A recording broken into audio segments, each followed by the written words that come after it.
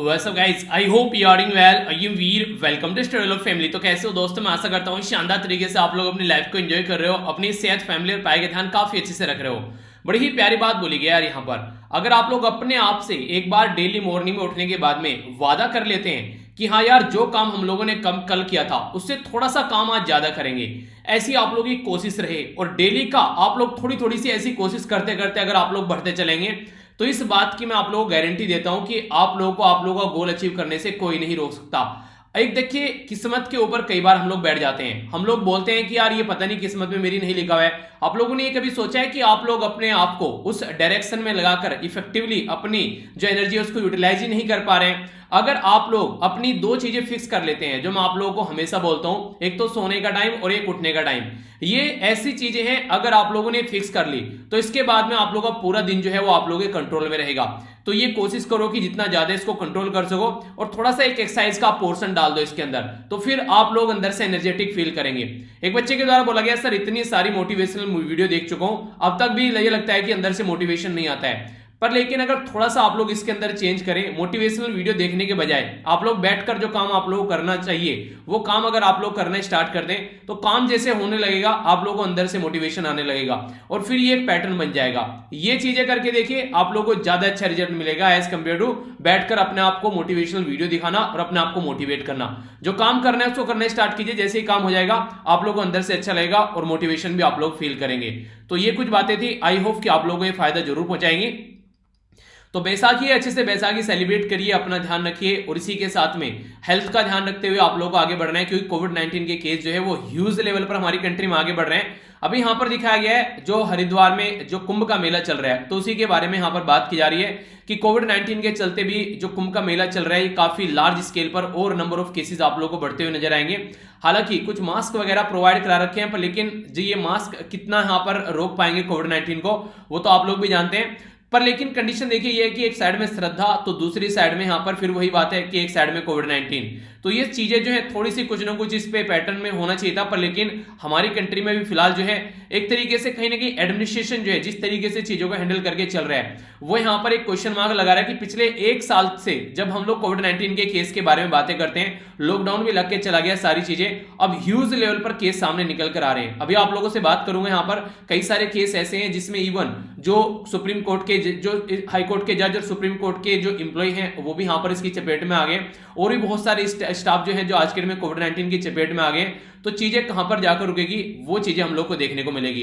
तो काफी प्यारा ये आज का डिस्कशन रहने वाला है, काफी कुछ डिटेल में हम लोग जानेंगे। पहले स्टार्टिंग में आप लोगों को एक ओवरव्यू दूंगा न्यूज़पेपर का, इसके बाद में फिर हम लोग आगे बढ़ेंगे एडिटोरियल और क्वेश्चन भी आप लोगों के लिए आएगा जो आप लोगों को अटेम्प्ट करना है। तो काफी प्यारा सा और इंटरेस्टिंग सा डिस्कशन रहने वाला है। सबसे पहले तो एक इंपॉर्टेंट बात या फिर एक छोटी सी खुशखबरी आप लोग ये बोल सकते हैं कि स्पुतनिक 5 वैक्सीन जो है पैनल के द्वारा अप्रूव कर दी गई है। ये रसिया की दवाई है स्पुतनिक 5, जो स्पुतनिक 1 इनका सैटेलाइट था उसके नाम पर इसका नाम रखा गया है। तो ये दवाई हमारी कंट्री में अब यहां पर बनाई जाएगी और ये प्रोवाइड कराई जाएगी। तो इसके चलते आने वाले टाइम में लोगों के पास में दवाई की अवेलेबिलिटी बढ़ सकती है। इसकी जो स्टडी की गई थी ये माना गया था कि 91.6% इसकी एफिकेसी है, यानी कि ये जो काम कर रही है ये 91% तक आप लोग बोल सकते हैं कि ये कोविड-19 को कंट्रोल करेगी। ऑलरेडी हमारी कंट्री में एस्ट्राजेनेका और कोविशील्ड जो है आप लोग देखते हैं उसकी जो एक दवाई है यहाँ पर अभी हमारी कंट्री में अच्छे लेवल पर काम कर रही है।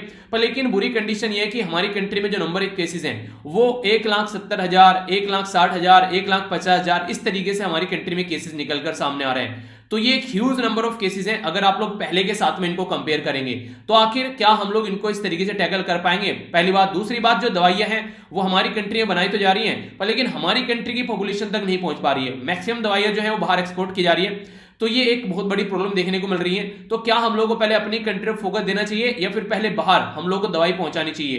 तो इसके बारे में अगर बात की जाए, देखिए यहाँ पर गवर्नमेंट के हाथ में भी बात नहीं है, क्योंकि जो कंपनी दवाई बना रही है उसके साथ में बाहर की कंट्री अपने आप एग्रीमेंट कर रही है और वहां पर दवाई लेकर जा रही है। पर हमारी कंट्री गवर्नमेंट भी एग्रीमेंट कर सकते हैं। कई सारी कंट्री ये बोलती है कि हमारी कंट्री में अगर कोई दवाई मैन्युफैक्चर हो रही है तो पहले हमारी कंट्री के सिटीजन को मिलेगी। तो फिर ऐसा हम लोग क्यों नहीं कर सकते?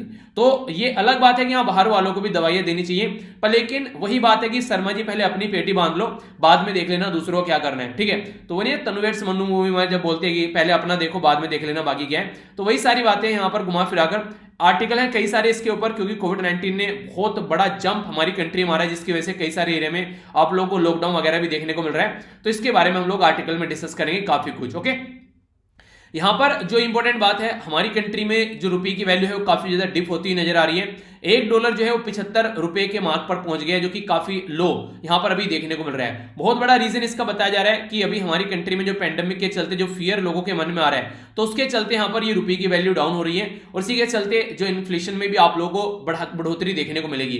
इन्फ्लेशन का मतलब होता है महंगाई। हमारी कंट्री में जो इन्फ्लेशन को टारगेट करने वाली कमेटी है वो है मॉनेटरी पॉलिसी कमेटी। तो मॉनेटरी पॉलिसी कमेटी का जो टारगेट था पहले था 2000, ये था 16 से लेके ये यहां पर 2021 तक था, 31 मार्च तक का। अब इसको बढ़ाकर वही पैटर्न जो पहले फॉलो कर रहे थे, सेम पैटर्न में इसको आगे बढ़ा दिया गया है। अब यहां पर ये चलने वाला है कब तक का, ये चलने वाला है 2026 तक का, 31 मार्च तक चलने वाला है। 5 साल और एक्सटेंड कर दिया गया है। और इन्फ्लेशन जो टारगेट रखा जाएगा, वो जो टारगेट पहले था यानी कि 4% इन्फ्लेशन रखना है, जिसको 4 +-2 की कैटेगरी में रखते हैं। तो यही आगे चलेगा, मॉनेटरी पॉलिसी कमेटी के द्वारा फॉलो किया जाएगा, ठीक है। तो ये कुछ बातें हैं जो कि आप लोगों को पता होना चाहिए। आगे बढ़ते हैं, यहां पर 24 आवर बैन लगा दिया गया है ममता बनर्जी जी के जो कंपेन करने पर। तो इसके द्वारा यहां पर बेसिकली यहां पर ममता बनर्जी के द्वारा इसको क्रिटिसाइज भी किया गया है कि हमारी पॉलिटिकल पार्टी को सप्रेस करने की कोशिश की जा रही है। इलेक्शन कमीशन ऑफ इंडिया जो है वो एक तरीके से यानी कि इंडिपेंडेंटली काम नहीं कर पा रहे हैं, और उनके द्वारा कुछ टर्म भी यूज की गई थी कि मोदी कोड ऑफ कंडक्ट, तो उसके चलते कई सारी बातें यहां पर देखने को मिल रही है। नेक्स्ट, हरियाणा में नाइट कर्फ्यू इंपोज कर दिया गया है, तो ये भी एक खबर निकल कर आ रही है। इसी के साथ में अगर बात करें, जो फ्लाइट हमारी कंट्री में भी फिलहाल उड़ाई जा रही है, उसमें ये बोल दिया गया कि अगर 2 घंटे से कम की फ्लाइट है तो वहां पर खाना देने की जरूरत नहीं है, ठीक है। तो गवर्नमेंट ने जो मील है वो अभी बोल दिया गया कि नहीं देना चाहिए, क्योंकि इसके चलते भी कोविड-19 के बढ़ने के चांसेस बढ़ सकते हैं। तो अगर शॉर्टर देन 2 आवर की फ्लाइट है तो वहां पर खाना नहीं मिलेगा। ये इंफॉर्मेशन जो निकल कर आ रही है, इसके चलते यहां पर ये बेसिकली जो फ्लाइट है उसमें ये चीजें इंप्लीमेंट की जाएगी। तो मिनिस्ट्री ऑफ सिविल एविएशन की से गाइडलाइन निकलकर यहां पर आई है। छोटी सी इंफॉर्मेशन है पर हल्का सा आइडिया होना चाहिए पता। आगे बात करें, यहां पर आज की डेट में अगर आप लोग देखिए जिससे कोविड-19 के केसेस निकल कर आ रहे हैं, तो इसकी वजह से जो नॉर्थ ईस्ट के जो सिटीजन है वो काफी ज्यादा बायसनेस फील की गई उनके द्वारा। पेंडेमिक के ड्यूरेशन पर क्या हुआ, उनको चाइनीज जो पर्सन की तरीके से ट्रीट किया गया, उनके ऊपर कई सारे आरोप लगाए गए। तो उसी के बारे में यहां पर बात की जा रही है। बोला जा रहा है कि मैक्सिमम 78% जो है उनको फिजिकल तरीके से यहां पर जिस तरीके से देखने को मिलता है कि हाँ चाइनीज जो लोग हैं उनके जैसे दिखाई देते हैं, उनके अपीयरेंस जैसे लिखते हैं, तो उसके चलते उनके खिलाफ कई सारी उल्टी सीधी हरकतें देखने को मिली। 38% के द्वारा इंसिडेंट भी शेयर किए गए जो अक्रॉस द कंट्री यहां पर कई बार देखने को मिले। कई तो अंडर रिपोर्टेड इंसिडेंट थे जिनके बारे में किसको पता ही नहीं था। पर्सन जो उनके द्वारा ये बोला गया कि स्टडी या फिर जो कई सारी और चीजें भी जो कर रहे थे उनको भी यहां पर प्रॉपर वे में वो नहीं कर पाए, अपनी जगह भी छोड़कर उनको जाना पड़ा। इसी के साथ में रिफ्यूज कर दिया गया उनकी जो फर्स्ट इंफॉर्मेशन रिपोर्ट यानी कि एफआईआर लिखने से भी 34% केसेस में। तो कई सारी ऐसी स्टडी यहां एक स्टडी निकल गई, कई सारी ऐसी बातें यहां पर बताई गई हैं। तो Indian council of social and जो साइंस रिसर्च है उसके द्वारा यहां पर ये कई सारी बातें बताई गई हैं, ठीक है, जो कि गलत है यार। इस तरीके से चीजों को ट्रीट करना, किसी पर्टिकुलर एरिया को, किसी पर्टिकुलर कम्युनिटी को बीमारी के नाम पर इस तरीके से ट्रीट करना, ये कंट्री के लिए सेहतमंद नहीं है, फायदेमंद नहीं है। तो इस स्टडी के बारे में आप लोग अगर कोविड-19 का इंपैक्ट लिखने के लिए आ जाए तो ये भी आप लोग वहां पर मेंशन कर सकते हैं, ठीक है, कि हाँ इस तरीके से भी यहां पर सोसाइटी में पर्टिकुलर कम्युनिटी को ये ट्रीट किया गया कि हाँ इनकी वजह से चीजें देखने को मिल रही है, ठीक है। तो ये गलत है, ये हमारी सोसाइटी में जो एक सौहार्दपूर्ण माहौल है उसको बिगाड़ने का काम करते हैं। आगे अगर बात करें, अभी आप लोगों को पता है राफेल के मुद्दे के बारे में हम लोगों ने बात की। हम लोगों ने राफेल खरीदा फ्रांस से, पर लेकिन ये जो राफेल खरीदा इसके ऊपर एक आरोप लगाया जा रहा है कि एक बिचौलिया है जिसके द्वारा एक ह्यूज यहां पर ब्राइब ली गई यहां पर इस डील को कंटिन्यू कराने के लिए। तो उसके चलते अभी यहां पर ये फिर से न्यूज में आ गया है, और इसी के चलते जो फ्रांस के फॉरेन मिनिस्टर है वो हमारी कंट्री की विजिट पर आ रहे हैं। तो क्या सिचुएशन होगी वो आने वाले टाइम में देखने को मिलेगा। तो अभी फिलहाल सुप्रीम कोर्ट के द्वारा लिस्ट कर दिया गया केस राफेल का आफ्टर 2 वीक यानी कि 2 सप्ताह के बाद में ये सुना जाएगा। बोला गया था कि यहां पर जो ये डील की गई इसमें ये 1 मिलियन यूरो यहां पर दिए गए डील को कंटिन्यू कराने के लिए, जो इस तरीके एक बीच में जो ब्राइब दी जाती है, ठीक है।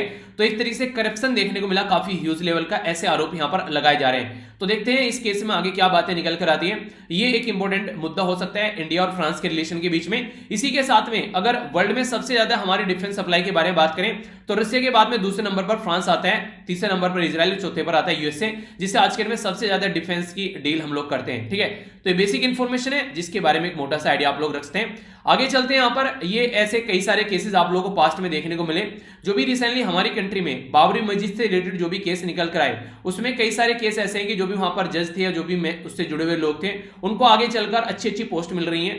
तो इससे ये क्वेश्चन मार्क लगता है कि जो एक न्यूट्रल होना चाहिए यहाँ पर जज को, क्या वो न्यूट्रल तरीके से अपनी जो ड्यूटी है वो एक तरीके से निभा पा रहा है। यहाँ पर अभी बात की जा रही है बाबरी केस में जो जज थे उनको डिप्टी लोकायुक्त बना दिया गया है उत्तर प्रदेश के अंदर में। सुरेश कुमार यादव थे यहाँ पर, ये जिनके द्वारा लाल कृष्ण आडवाणी, मुरली मनोहर जोशी और इसी के साथ में कल्याण सिंह जी को यहां पर बरी किया गया था। तो उसके चलते यहां पर अब बोला गया है कि इनको ये रिटायरमेंट के जस्ट कुछ महीनों बाद ही इनको लोकायुक्त की पोस्ट दे दी गई है। ठीक है, तो ये कुछ ऐसी बातें देखने को मिलती है कि जो न्यूट्रल होना चाहिए एक तरीके से, जो कूलिंग पीरियड होना चाहिए एक जज की पोस्ट छोड़ने के बाद में, क्या वो कूलिंग पीरियड फॉलो किया जा रहा है। तो ये ऐसा दिखाया जाता है कि अगर इस तरीके से अगर पर्टिकुलर जज जो है इस तरीके से अगर कोई डिसीजन देता है और उसको तुरंत ऐसी पोस्ट दे दी जाती है, तो इसका मतलब ये होता है कि उसने किसी न किसी के फेवर में वो डिसीजन दिया है। ठीक है, तो ये कूलिंग पीरियड का एक उल्लंघन बोल सकते हैं, जो कि एक सही तरीका नहीं है। तो यहां भी ऐसे भी मुद्दे आप लोगों को देखने को मिल जाते हैं, क्वेश्चन मार्क लगाते हैं क्या चीजें सही चल रही है। ठीक है, आगे बात करते हैं, यहां पर बात की जा रही है chief election commission of India के बारे में। तो ये एक इंपॉर्टेंट क्वेश्चन आप लोग यहां पर देखने को मिल सकता है, वो भी इलेक्शन के जस्ट बीच में। हमारी कंट्री में नए चीफ इलेक्शन कमिश्नर जिनका नाम है सुशील चंद्रा, तो इनको अपॉइंट किया गया है नेक्स्ट चीफ इलेक्शन कमिश्नर। ठीक है, क्योंकि रिसेंटली जो फिलहाल अभी present chief election commissioner of India थे, फिलहाल वो रिटायर हो रहे हैं। ठीक है, कब ये रिटायर हो रहे हैं? मंडे को रिटायर हो चुके हैं, मंडे को, सुनील अरोड़ा साहब। तो उनकी जगह इनके द्वारा ले ली गई है। एक संवैधानिक पोस्ट है यहां पर ये, जो कि हमारी कंट्री में पावर रखती है कि किस तरीके से इलेक्शन को कंडक्ट कराया जाना है। संविधान में अगर जाएंगे तो आर्टिकल 324 यहां पर ये पावर देता है कि इलेक्शन कंडक्ट कराने जो फ्री एंड फेयर इलेक्शन हमारी कंट्री में होने चाहिए। ठीक है, तो यहां पर अभी नए जो चीफ इलेक्शन कमीशन है ये है सुनील चंद्रा, याद रखिएगा। ठीक है, पहले थे ये सुशील चंद्रा, पहले थे सुनील, तो कंफ्यूज मत होइएगा। सुनील अरोड़ा जो है वो रिटायर हुए और सुशील जो चंद्रा है ये यहां पर अब नए chief election commission of India बनकर हमारी कंट्री के आए हैं। इसी के साथ में यहां पर अगर बात करें तो यहां पर ये 1980 बैच के जो इंडियन रेवेन्यू सर्विसेज के ऑफिसर थे IRS, जिनको ये पोस्ट अभी फिलहाल देखने को मिली है। ठीक है, नेक्स्ट यहां पर INS विराट जो है ये यहां पर डिसमेंटल किया गया, 67 ईयर ओल्ड, जो इसको बेसिकली बोला गया था कि एक म्यूजियम में इसको कन्वर्ट करना है। ठीक है, तो सुप्रीम कोर्ट के द्वारा डिसमिस कर दी गई है कन्वर्ट करने के लिए जो प्ली थी यहां पर म्यूजियम में, अभी फिलहाल उसके लिए मना कर दिया गया। तो देखते हैं आगे क्या बात चलती है, स्क्रैप में डाला जाएगा जो भी होगा, तो ये अभी देखते हैं इसके बारे में। ठीक है, तो याद रखिएगा यहाँ पर डीकमीशन किया गया था इसको, यहाँ पर हमारी कंट्री का ये जो सिर्फ है अभी यहाँ पर कई बार ये न्यूज में आ चुका है। आगे अगर बात करें यहाँ पर ये बात की जा रही है एक मिलिट्री एक्सरसाइज के बारे में। ठीक है, मिलिट्री एक्सरसाइज यहाँ पर ये है बेसिकली जिसका नाम है यहाँ पर अगर आप लोग देखिए संतरी ओग्र सेना, तो इसको बांग्लादेश की भाषा में बेसिकली इस तरीके से बोला जाता है। ठीक है, तो संतरी ओग्र सेना। ठीक है, तो इसको अगर आप लोग देखिए इसका मतलब होता है शांति के अग्रदूत। ठीक है, तो ये याद रखिएगा, बांग्लादेश में एक्सरसाइज देखने को मिली। हमारी कंट्री के जो आर्मी चीफ है जनरल मेजर नरवाणे, तो वो यहाँ पर फिलहाल अभी इस जो मिलिट्री एक्सरसाइज में है इसमें शिरकत किया गया हमारी कंट्री के द्वारा। ठीक है, तो ये अभी बांग्लादेश में देखने को मिली, तो इसके बारे में एक हल्का सा आइडिया रख सकते हैं।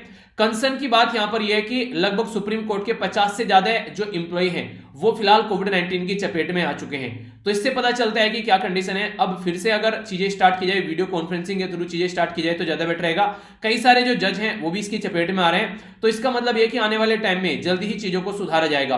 और 24 अप्रैल को एनवी रमना जो यहाँ पर हमारी एनवी रमना जो नए चीफ जस्टिस ऑफ इंडिया हमारी कंट्री में अभी ये अपनी पोस्ट संभालने वाले हैं, तो कैसे चीजों को लेकर चला जाएगा वो बातें देखने वाली होगी। ठीक है, तो काफी बड़ी प्रॉब्लम यहाँ पर फिलहाल अभी ये सामने निकल कर आ रही है, तो इसके बारे में कुछ बातें की जा रही है। इसी के साथ में यहाँ पर जो आंग सांग सुई की है, म्यांमार की जो लीडर हैं, उनके ऊपर कई सारे और आरोप यहाँ पर लगा दिए गए हैं म्यांमार के अंदर में। ये आरोप इस तरीके से लगाए जा रहे हैं ताकि उनको जेल में ही डाल के रखा जा सके। मिलिट्री के द्वारा यहाँ पर कू किया गया और पूरी कंट्री जो है वो अपने कंट्रोल में ले जा रखी है, तब से यहाँ पर ये प्रॉब्लम देखने को मिल रही है। ब्रिटेन के जो फॉर्मर प्राइम मिनिस्टर थे जिनका नाम था डेविड कैमरून, अब उनके खिलाफ भी यहाँ पर कुछ प्रोब स्टार्ट होने वाली है। उस टाइम पर जिस तरीके से इनकी जो भी चीजें थी उनको लेकर यहाँ पर इन्वेस्टिगेशन की जाएंगी, तो हमारे लिए इंपॉर्टेंट नहीं है, बस हल्का सा आइडिया आप लोग रखते हैं। ब्रिटेन जो है वो ब्रेक्जिट हुआ, यूरोपियन यूनियन से बाहर निकला, अब यहाँ पर आगे क्या माहौल बनने वाला है वो यहाँ पर समझेंगे। चाइना के बारे में अगर बात की जाए तो चाइना के द्वारा 500 मिलियन का और दान धर्म कर दिया गया है श्रीलंका के लिए। यहां पर अभी अगर बात की जाए तो यहां पर 500 मिलियन ऑलरेडी पहले दे चुके हैं, यहां पर ये अब 500 मिलियन और दे दिए गए हैं, यानी कि टोटल 1 बिलियन देना है, तो 500 मिलियन का ये दान दिया जा रहा है श्रीलंका को। तो श्रीलंका जो है रियलिटी में आप लोग देखिए काफी हद तक आज के डेट में चाइना के हाथों बिक चुका है। तो आगे आने वाले टाइम में आप लोगों को देखने को मिलेगा कि मैक्सिमम चीजें जो है इनके द्वारा ये चाइना के फेवर में की जाएगी, क्योंकि काफी ह्यूज इन्वेस्टमेंट चाइना के द्वारा यहां पर किया गया है। और महेंद्र राजपक्से और गोडबिया राजपक्से जो है दोनों भाई जो हैं वो मिलकर काम करते हैं। तो यहां पर ये दोनों ही चाइना के बड़े फेवरेट हैं। तो आने वाले टाइम में इंडियन ओशन के अंदर फिर से हो सकता है कि जो श्रीलंका जो है वो पहले वाली कंडीशन में आए जैसे इंडिया के अपोज में जाकर खड़ा हो गया था। ठीक है, इसी के साथ में यहां पर पाकिस्तानी ह्यूमन राइट एक्टिविस्ट है जिनका नाम है IA रहमान, है नहीं मतलब था, अभी ये हमारे बीच में नहीं रहे, तो इनकी आत्मा को शांति मिले। यहां पर बेसिकली ये इंडो और पाक पीस डील को एडवोकेट करने वाले, इनके सपोर्ट करने वाले पर्सनैलिटी थे। ठीक है, तो इनके बारे में छोटी सी बात आप लोग याद रख सकते हैं।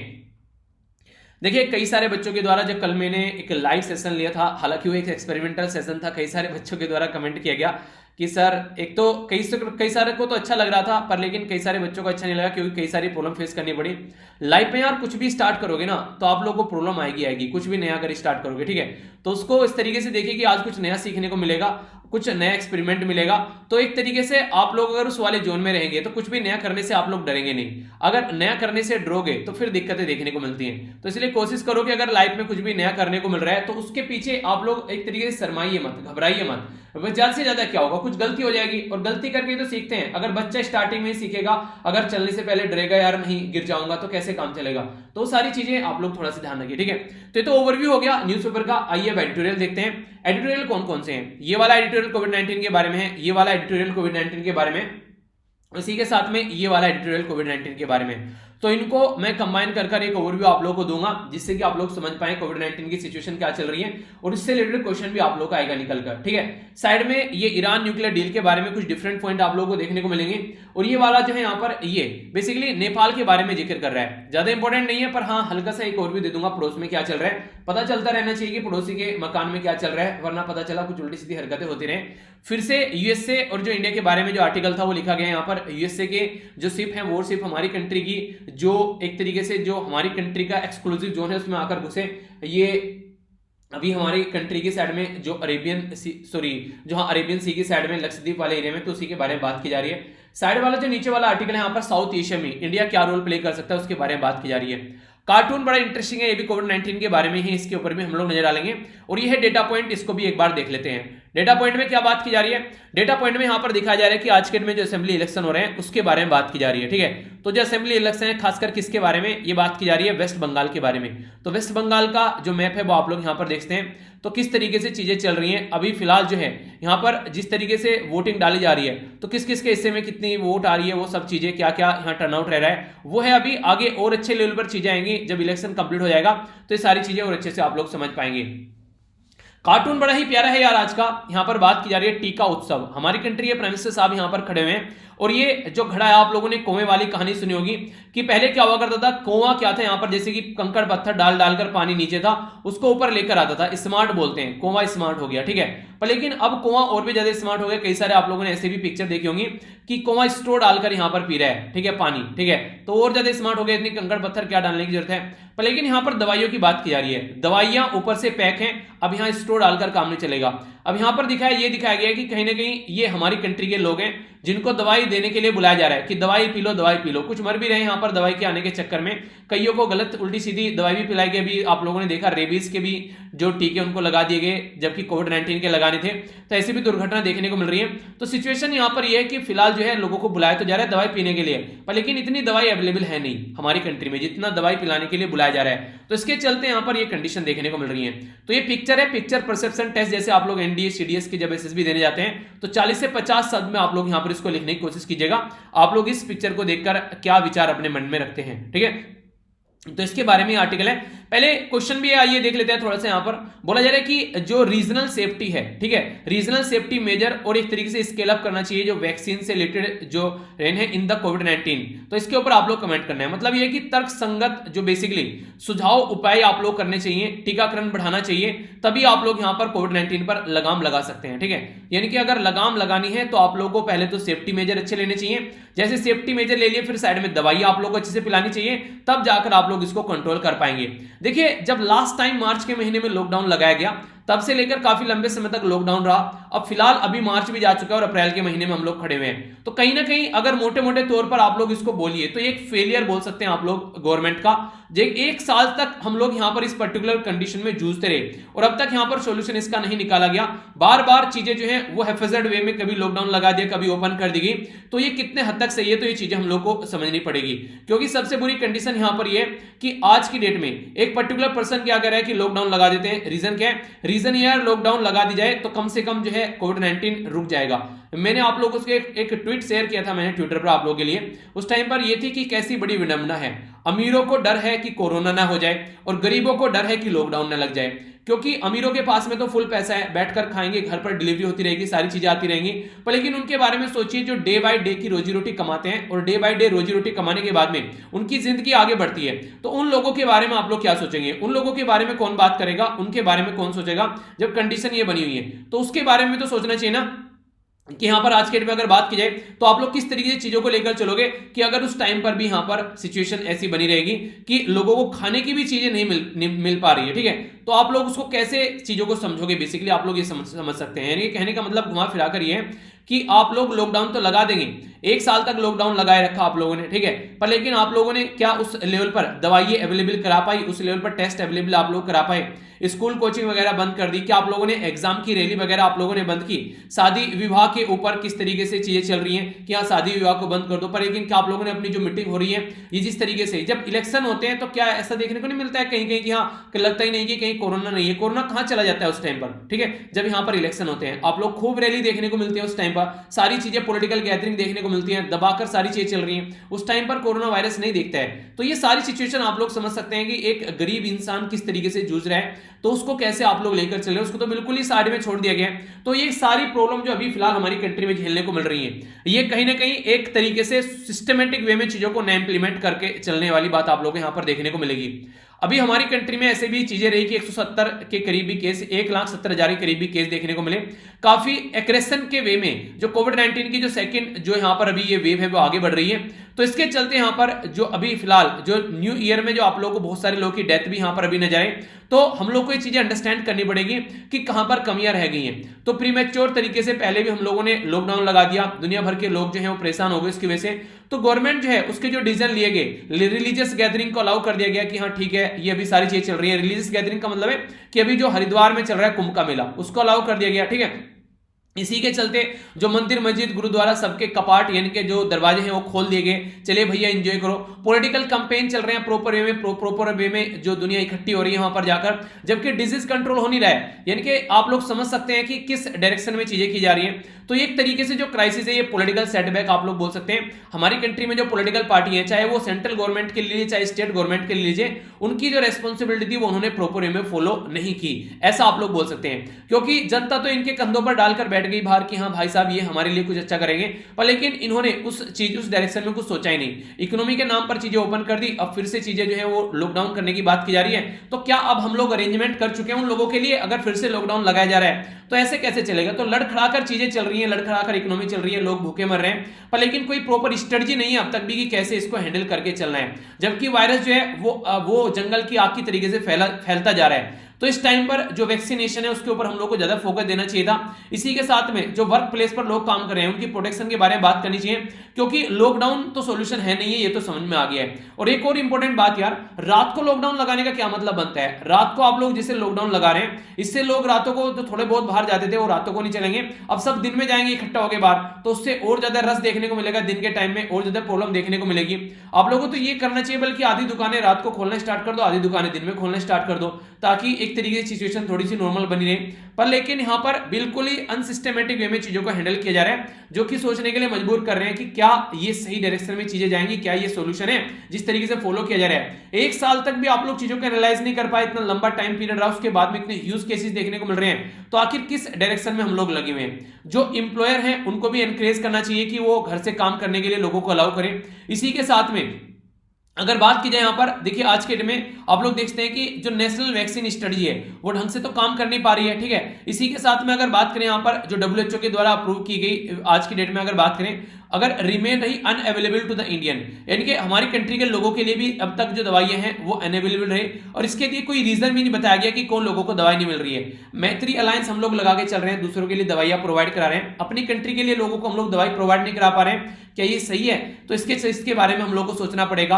ऑल जो प्रूवन वैक्सीन है वो ऑफर की जा रही है, अगर सुटेबल कोल्ड चेन जो फैसिलिटी प्रोवाइड कराई जाए और अवेलेबिलिटी प्रायोरिटी बेसिस पर कराई जाए तो प्रॉब्लम का सॉल्यूशन कुछ निकल सकता है। मास्क वगैरह फॉलो किया जाए, डिस्टेंस फॉलो किया जाए, और जो पब्लिक में एटिकेट्स हैं, हाँ इधर उधर नहीं घूमना है, एक दूसरे को टच नहीं करना है, सोशल डिस्टेंसिंग बनाकर रखनी है, अपना सैनिटाइजेशन वगैरह रखिए, वो सारी चीजें जो पब्लिक में एक शिष्टाचार होना चाहिए वो लोगों को भी समझने को पड़ेगा। देखिए लोगों ने भी कहीं ना कहीं लापरवाही बरतने स्टार्ट कर दी काफी लार्ज स्केल पर। आज के दिन में आप लोग बाहर निकल कर जाओगे तो देखने को मिलेगा कि काफी कम लोग ऐसे हैं जो आप लोग को मास्क लगाए हुए दिख रहे हैं, ऐसा लग रहा है कि कोरोना वायरस खत्म हो चुका है। कई सारे एरिया में आप लोग ये नॉर्मली देख पाएंगे।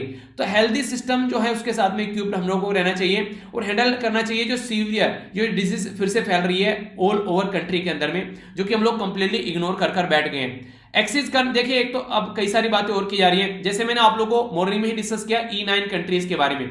E9 कंट्रीज मिलकर ये कोशिश कर रही हैं कि जो सस्टेनेबल डेवलपमेंट गोल है, सस्टेनेबल डेवलपमेंट गोल का जो गोल 4 है कि सबको एजुकेशन मिलनी चाहिए, तो उसको आगे लेकर कैसे चलना है। तो एजुकेशन हो गया, हेल्थ हो गया, ये सारी चीजें ढंग से इंप्लीमेंट करनी पड़ेगी। एक्सेस होना चाहिए ऑनलाइन एजुकेशन, जो भी आप लोग बोले। कई सारे लोग अपने नियर डियर वन से जो मिलने की कोशिश करते हैं, तो थोड़ा सा उसमें भी अपने आप को भी हम लोग को भी ध्यान रखना चाहिए। जो परफॉर्म की जा रही है रिचुअल, किसी की शादी हो रही है, किसी की डेथ हो रही है, वो सारी चीजें, इसी के साथ में कोई घर में अगर रह रहा है तो वहां पर कई जगह घर ऐसे हैं कि बहुत छोटे हैं, वहां वहीं पर रहना, वहीं पर काम करना, वो सारी चीजें पॉसिबल नहीं हो पाती उसी स्पेस में, तो कई सारी प्रॉब्लम और भी देखने को मिलती है। तो ऐसी नहीं है कि आप लोगों ने बोल दिया लॉकडाउन घर में लग जाओ, किसी घर में एक ही कमरा है, किसी घर में 2 कमरे हैं, मान लीजिए 2 पर्सन को वहां पर बीमारी होगी तो कैसे काम चलेगा। तो ढंग से चीजें नहीं हो पा रही है, बहुत सारी चीजें प्रॉब्लम देखने को मिल रही हैं। तो इसके चलते deficit in housing, mobile operation की, एक मोबिलिटी ऑपरेशन की बात करें, गुड लिविंग कंडीशन की बात करें, तो ये सब के लिए सारी चीजें अवेलेबल थोड़ी ना है यार। आप लोग बोलते हो कि घर में रहो, तो घर में क्या पता किसके पास में, घर में आधे लोग ऐसे भी जिनके पास में घर ही नहीं रहने के लिए उनको बीमारी हो चुकी है, वो क्या करेगा, वो कहां पर घर पर रहेगा जाकर। तो उसके लिए कम से कम फैसिलिटी आनी चाहिए। तो रेशनल तरीके से काम करना चाहिए ताकि चीजों को स्टेबल रखा जा सके, और इंसेंटिव देना चाहिए लोगों को ताकि फाइनेंशियली भी उनको थोड़ी सपोर्ट मिल सके। बहुत सारे लोग तो ऐसे हैं भूखे मर जाएंगे अगर वो घर से बाहर नहीं निकलेंगे काम करने के लिए, तो क्या उनके बारे में आप लोग करके चल रहे हैं। तो बहुत सारे ऐसे मुद्दे जिनके बारे में बात करनी चाहिए। तो एक प्रॉपर वे में चीजों का हैंडल करना चाहिए, तर्क संगत तरीके से एक प्रैक्टिकल अप्रोच को लेकर चलना चाहिए, तभी सिचुएशन संभलेगी। एक और इंपॉर्टेंट बात, कई बार जो सेंट्रल गवर्नमेंट है वो अपना पल्ला झाड़ लेती है, ये बोलकर कि आज के दिन में अगर बात करें जो हेल्थ का सब्जेक्ट है वो किसके अंदर रखा गया है, तो शेड्यूल में जाएंगे अगर 7वें शेड्यूल में, तो हेल्थ जो है वो स्टेट लिस्ट में रखा गया है। तो उसके चलते भी कई सारी बातें देखने को मिलती है कि हेल्थ को जो है वो कॉन्करेंट लिस्ट में लेकर आओ ताकि सेंट्रल स्टेट दोनों उसके ऊपर लॉ बना सके। जैसे एजुकेशन को कॉन्करेंट लिस्ट में लाया गया था 42nd कॉन्स्टिट्यूशन अमेंडमेंट करके 1976 में, जिसमें सेंट्रल स्टेट जो है वो दोनों मिलकर लॉ बना सकते हैं।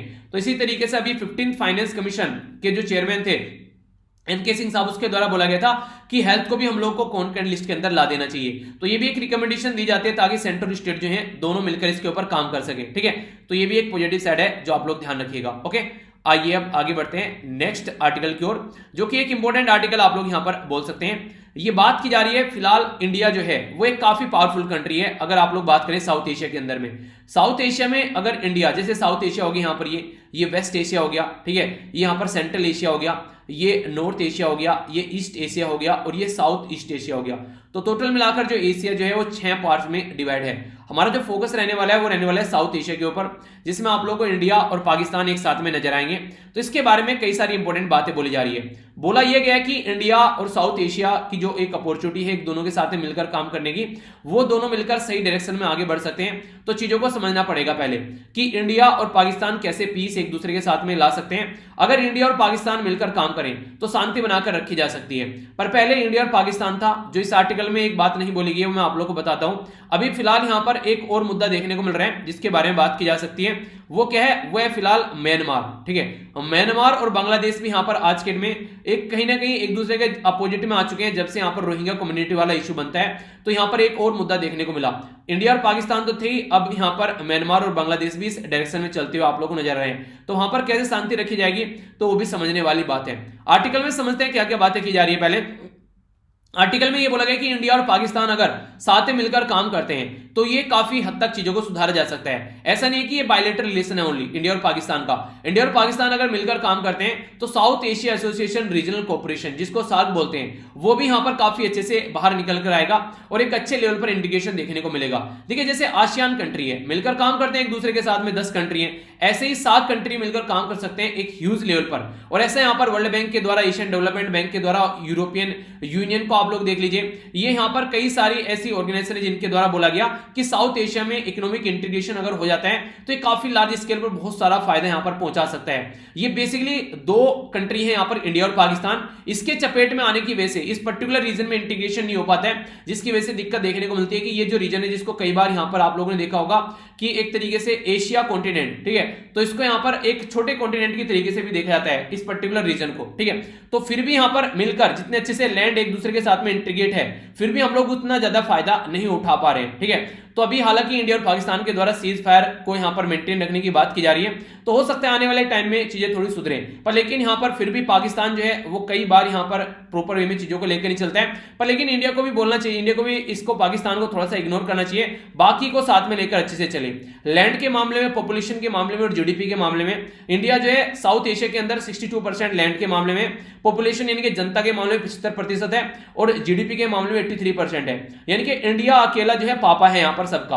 तो अगर इंडिया ढंग से काम करके चलता है तो इस एरिया को काफी अच्छे से लेकर हम लोग चल सकते हैं, एक लीडरशिप की क्वालिटी हम लोग यहां पर प्ले कर सकते हैं। साउथ एशिया के अंदर पाकिस्तान और बांग्लादेश में 7.6% अगर बात की जाए, इनकी जीडीपी है 5.6%, दोनों की रेस्पेक्टिवली अगर मिलाकर चले तो ये सब मिलकर अगर थोड़ा सा भी अच्छे से आगे बढ़ते हैं तो इस एरिया में शांति लाई जा सकती है। इकोनॉमिक इंटीग्रेशन अगर यहां पर बढ़ेगा तो लोगों से लोगों का कॉन्टैक्ट बढ़ेगा, इसके साथ में फिर लोगों को और ज्यादा यहां पर व्यापार करने के भी चांसेस मिलेंगे, एक दूसरे की बाउंड्री क्रॉस में जाकर अच्छे से हम लोग एक दूसरे के साथ में मिलकर, पूरी मार्केट अवेलेबल है, मैन्युफैक्चरिंग एक्टिविटी बढ़ाकर एक दूसरे के साथ में अच्छी हेल्प कर सकते हैं। तो इंडिया जो है ये लीडिंग रोल यहां पर प्ले कर सकता है साउथ एशिया के अंदर। वो नहीं कहते कि अगर मान लीजिए कोई पर्टिकुलर पर्सन है घर में तो उसकी कोई सुनता नहीं है, बाहर कौन सुनेगा।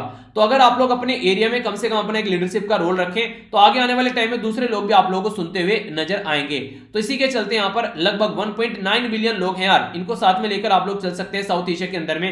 ये खासकर जीडीपी के मामले में बात करें तो 12 ट्रिलियन के करीब देखने को मिलती है, जबकि अगर बात की जाए 7 मिलियन ओनली, ये 700 मिलियन ओनली आप लोगों को देखने को मिलेंगे आसियान के अंदर, जबकि उनकी 9 ट्रिलियन है। तो यहां पर अगर देखा जाए तो यहां पर 9 है तो यहां पर कम से कम मिनिमम तो 20 ट्रिलियन तो यहां पर होनी चाहिए थी। तो रीजन क्या है, बांग्लादेश की म्यांमार के साथ नहीं बन रही है, इंडिया की पाकिस्तान के साथ नहीं बन रही है, कभी इंडिया की नेपाल और एक तरीके से श्रीलंका के साथ में नहीं बन रही है। तो कई सारी ऐसी प्रॉब्लम यहां पर देखने को मिलती है। तो हम लोग एक सही तरीके से अपनी एनर्जी को यूटिलाइज नहीं कर रहे हैं, ऐसा आप लोग बोल सकते हैं। इंडिया के बारे में बात करें तो यहां पर बिग और थिंक बिग और एक्ट बिग करना चाहिए, यानी कि अपना पाकिस्तान का जो जामा है उससे बाहर निकलकर थोड़ा सा बड़े स्केल पर सोचना चाहिए कि और भी कंट्री है उनको साथ में लेकर चल रहे हैं। चाइना ने काफी बड़ा रोल प्ले किया पास्ट में और 1972 से लेकर चाइना ने काफी हद तक चीजों को इंप्रूव किया। आज के डेट में चाइना एक ग्लोबल लीडर की तरीके से उभर कर आया। तो अगर हम लोग को लगता है ये इंपॉसिबल है तो उदाहरण हमारे सामने है। आप लोगों को लगता है यार ये एग्जाम नहीं निकलेगा, ये एग्जाम काफी टफ है, तो दुनिया भर के उदाहरण आप लोगों के सामने कि लोग इसको निकाल रहे हैं। एक तो ऐसा बोले कि नहीं निकल पाएगा क्योंकि आज तक नहीं निकला है किसी से भी, तो समझ में आता है, पर लेकिन दुनिया भर के उदाहरण आप लोगों के सामने, तो फिर आप लोग क्यों नहीं निकाल सकते। तो वही बात है, जब चाइना ऑलरेडी कर चुका है तो आप लोग क्यों नहीं कर सकते। तो इंडिया को नीड है यहाँ पर पीस करने के लिए पाकिस्तान के लिए, और ये काफी इसेंशियल है और अर्जेंट टाइम की रिक्वायरमेंट भी है। अगर हम लोग इसको शांति में कर पाते हैं, आगे लेकर चल पाते हैं, तो एक तरीके से काफी सारे लार्ज स्केल पर हम लोग ट्रांसफॉर्म कर पाएंगे, एशिया को एक बेटर एशिया हम लोग बना पाएंगे। तो ये बातें यहां पर बोली गई राइटर के द्वारा, जो कि एक अच्छा सजेशन भी आप लोग यहां पर बोल सकते हैं कि सिचुएशन को कैसे इस पर्टिकुलर एरिया में नॉर्मलाइज हम लोग को कर रहे हैं, ये समझाने की कोशिश की गई है। ठीक है, तो इसके बारे में आइडिया रख सकते हैं। अरे हाँ, एक क्वेश्चन भी आप लोगों के लिए यहां पर इसी से रिलेटेड, इस पड़ोसी इस पर्टिकुलर एरिया से रिलेटेड है। भाषण 4 बेसिकली एक आइलैंड है, इसके बारे में बात की जा रही है। ये काफी बार आप लोगों को न्यूज में देखने को मिलता है। तो ये कहां पर लोकेटेड है, पहला बोला गया रेड सी के अंदर, दूसरा बोला गया बे ऑफ बंगाल के अंदर, तीसरा बोला गया अरेबियन सी के अंदर और चौथा बोला गया साउथ चाइना सी के अंदर। तो ऐसे क्वेश्चन आप लोगों से पूछ लिए जाएंगे क्योंकि काफी ज्यादा न्यूज में था ये, अलग अलग रीजन की वजह से रोहिंग्या कम्युनिटी के नाम पर भी काफी ज्यादा न्यूज में था ये। ठीक है, तो ये मैप बेस्ड क्वेश्चन भी आप लोगों का बन जाएगा और वैसे भी एक नॉर्मल क्वेश्चन भी।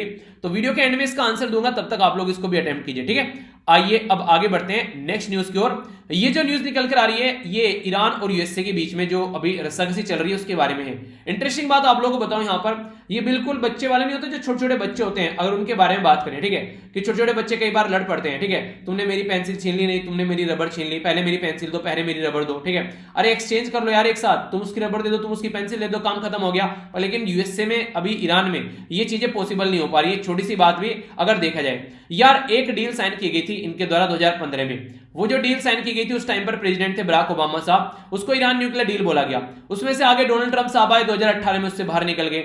फिर यहां पर नए प्रेसिडेंट आगे जो बाइडन, उनके द्वारा बोला गया डील में अंदर घुसेंगे। तो सीधी सीधी बात है, पहली जो डील चल रही थी उसको ढंग से इंप्लीमेंट कर लो, ऑलरेडी उस डील में से निकल के तो आए हो ना, तो उस डील को फिर से आप लोग फॉलो कर लो। पर लेकिन उस डील में फिर से एंट्री नहीं की जा रही है, प्रॉब्लम देखने को मिल रही है कई सारी। उन प्रॉब्लम को गिनने की कोशिश करते हैं, फिर आप लोग बताना क्या रियलिटी में ये प्रॉब्लम है। देखिए मुझे पर्सनली तो नहीं लगी ये प्रॉब्लम है, ठीक है, ये फालतू की चीजें ज्यादा देखने को मिल रही है। पर लेकिन अगर चीजें इतना इग्नोर की जाए तो आगे ये बहुत बड़ा नुकसान पहुंचा सकती है। सबसे पहले जो इंपॉर्टेंट बात बोली जा रही है, वियना, ऑस्ट्रिया है, ऑस्ट्रिया के अंदर है वियना। तो यहां पर अभी इनके द्वारा बात की गई ईरान न्यूक्लियर डील को लेकर। तो जो परमानेंट 5 मेंबर जैसे चाइना हो गया, रसिया हो गया, यूके हो गया, फ्रांस हो गया और प्लस यूएसए हो गया।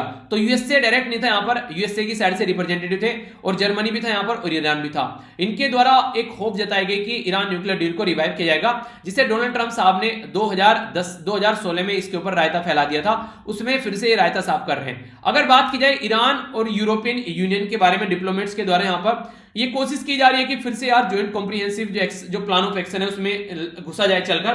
तो ऑफिशियली यहां पर ये राइट ट्रैक पे बोला जा रहा है, चल रहे हैं। पर लेकिन यूएसए डायरेक्ट बात नहीं कर रहे हैं यहां पर। यूएसए में जो रॉबर्ट माले हैं, व्हाइट हाउस के रिप्रेजेंटेटिव, वो यहां पर पहुंचे और मिलकर यहां पर बात कर रहे हैं, ठीक है। यानी कि अभी देखा जाए तो सिचुएशन को नॉर्मल करने की कोशिश की जा रही है। पर लेकिन सिचुएशन नॉर्मल टाइम रहते हो जाए तो ज्यादा बेटर है। ऐसा क्यों बोल रहा हूं, ऐसा इसलिए बोल रहा हूं फिलहाल, अगर समझिए आप लोग। पहले तो मुद्दे देखिए किस बात पर लड़ रहे हैं। मुद्दे दोनों साइड पर जो यहां पर रुके पड़े हैं वो है कि यहां पर स्टार्ट कौन करेगा, यानी कि पहले तू, पहले में, ठीक है। तो ऐसा लग रहा है कि जैसे प्रपोज करना है, लड़की बोल रही है पहले तुम करो, लड़का बोल रहा है पहले तुम करो, तो वो वाली कंडीशन देखने को मिल रही है। यूएसए ईरान को बोल रहा है कि तुम अपना जो यूरेनियम एनरिच करना स्टार्ट कर दिया तुमने, वो यूरेनियम एनरिच करना स्टार्ट करो, यानी कि बॉम्ब बनाने के लिए जो एनरिच कर रहे हो, और 2015 की डील पर निकल कर आओ आप लोग, ठीक है। तो ईरान ये बोल रहा है कि पहले आप लोगों ने जो सैंक्शन लगाए हैं वो सैंक्शन आप मेरे ऊपर से हटाओ और फिर हम लोग यहां पर एनरिच करना बंद करेंगे। यार अगर मोटे मोटे तौर पर बोला जाए तो दोनों काम एक साथ किए जा सकते हैं कि आप लोग एनरिच करना बंद कर दो और आप लोग सैंक्शन हटा दो। ये दो काम एक साथ में पैरेलल भी तो किए जा सकते हैं। वो बोल रहा है उसको पहले एनरिच करना बंद करो, वो कर रहा है पहले सैंक्शन हटाओ, तो इसके ऊपर दोनों की रस्साकसी चल रही है। तो यहां पर बेसिकली दोनों मिलकर काम कर सकते हैं एक साथ में, जैसे इंडिया और चाइना ने कर लिया कि हाँ दोनों एक साथ डोकलाम सेक्टर से पीछे हट जाएंगे, एलएसी से दोनों एक साथ पीछे हट जाएंगे। यार इनसे ही सीख लो दोनों से, अगर आप लोगों को चीज समझ में नहीं आ रही है। तो दो क्रिटिकल इशू हैं कि ईरान जो है न्यूक्लियर इनहेंस प्रोग्राम कर रहा है उसको रोके और अमेरिका सैंक्शन हटाए। तो दोनों पैरेलल में हटा लो, कोई ज्यादा दिक्कत भी देखने को नहीं मिलेगी, आराम से काम हो जाएगा। पर लेकिन मुद्दा यहीं तक ही नहीं रुकता है, मुद्दे और भी कई सारे आप लोगों को देखने को मिलेंगे। बाइडन जो है वो फ्लेक्सिबल अभी देखने को मिल रहे हैं यहाँ पर अप्रोच को लेकर। पहले तो जो बाइडन साहब ने के द्वारा बोला गया था कि आते ही वो ईरान न्यूक्लियर डील में घुस जाएंगे, आप देखेंगे ना ताओ, पर लेकिन ऐसा कुछ देखने को मिल नहीं रहा है। पर जो प्रेजेंट टाइम पर अगर बात करें, स्पेशल एनवॉय अपॉइंट किया जा रहा है, इसके साथ में सऊदी अरेबिया को के वॉर जो सपोर्ट की जा रही थी हुदैई कम्युनिटी के लिए, तो वहां पर इनके द्वारा अच्छे स्टेप देखने को मिले। ईरान के द्वारा जो बैक मिलिटिया जो सिया है यमन के अंदर, ठीक है, तो उनके ऊपर भी एक प्रॉमिस किया गया लेफ्ट सैंक्शन हटाने के। जॉइंट कॉम्प्रिहेंसिव जो प्लान ऑफ एक्शन की टर्म को ईरान को रिटर्न करने के लिए बोला है। तो कई सारी ऐसी बातें बोली जा रही है। इवन जो ईरान ने तेल बेचा था साउथ कोरिया को, तो इनके द्वारा ये बोला जा रहा है कि वो साउथ कोरिया का जो अभी आप लोग ईरान का जो पैसा रुका पड़ा है साउथ कोरिया के अंदर, क्योंकि डॉलर में पेमेंट करना था, तो यूएसए ने बोला हमारे डॉलर यूज मत करना, तो उनका पेमेंट रुका पड़ा है, ठीक है। तो इनके द्वारा बोला गया कि हम तुम्हारे 1 बिलियन जो रुपये वहां से निकलवा देंगे, 20% अपनी यूरेनियम इनरिचमेंट की फैसिलिटी को कम कर दो। यानी कि ये फालतू की बात नहीं है, मतलब लॉलीपॉप दिया जा रहा हाथों में कि यार इतना कम कर लो, इतना कर देंगे। अरे प्रॉपर डील में था भाई साहब। ईरान जब डोनाल्ड ट्रंप ने सैंक्शन लगाए, उसने सारे प्रॉपर जो सिस्टम उसको फॉलो किया था, कोई भी उसने उल्लंघन नहीं किया था। जो न्यूक्लियर डील के अंदर जो जो बातें की गई थी, मतलब बाहर निकल के गए तुम और अब यहां पर बातें ऐसी ऐसी कर रहे हो, तो यहां पर डायरेक्ट ढंग से डील के अंदर आओ, जिस तरीके की जो डील थी तुम्हारे द्वारा जो साइन करवाई गई थी।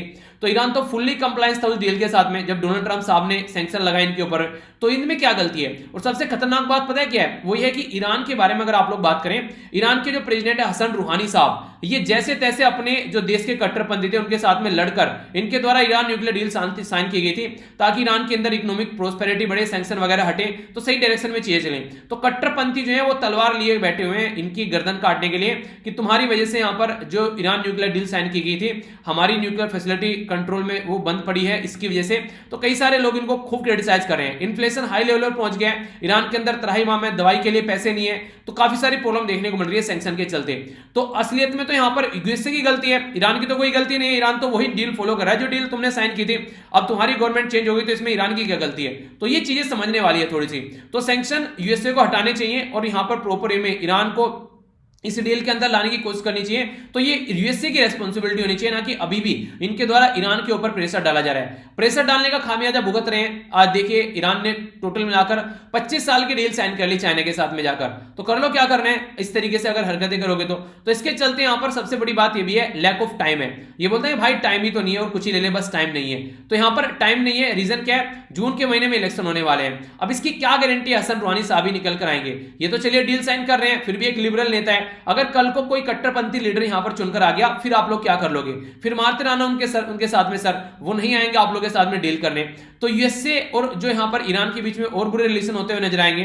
तो बोला जा रहा है कि बेस्ट चांस है यहां पर ईरान न्यूक्लियर डील प्रोग्राम को या तो रिवाइव कर लो या फिर किसी एक पर्टिकुलर रोड मैप पर ले जाकर इसको छोड़ दो इलेक्शन से पहले, वरना बाद में दिक्कत हो जाएगी यहां पर। क्योंकि आगे चलकर अगर हसन रूहानी साहब जो हैं वो इसके नाम पर अगर वोट मांगना चाहेंगे तो उनको वोट मिल जाएंगे और वो जीत सकते हैं और आप लोगों के लिए आसानी रहेगी, वरना आसानी नहीं रहने वाली है। ठीक है, तो इसके चलते बात ये की जा रही है घुमा फिराकर कि कुछ भी हो पर आप लोग ये डील साइन कर लीजिए ईरान के इलेक्शन से पहले, ताकि जो डेंजर है उसको रोका जा सके।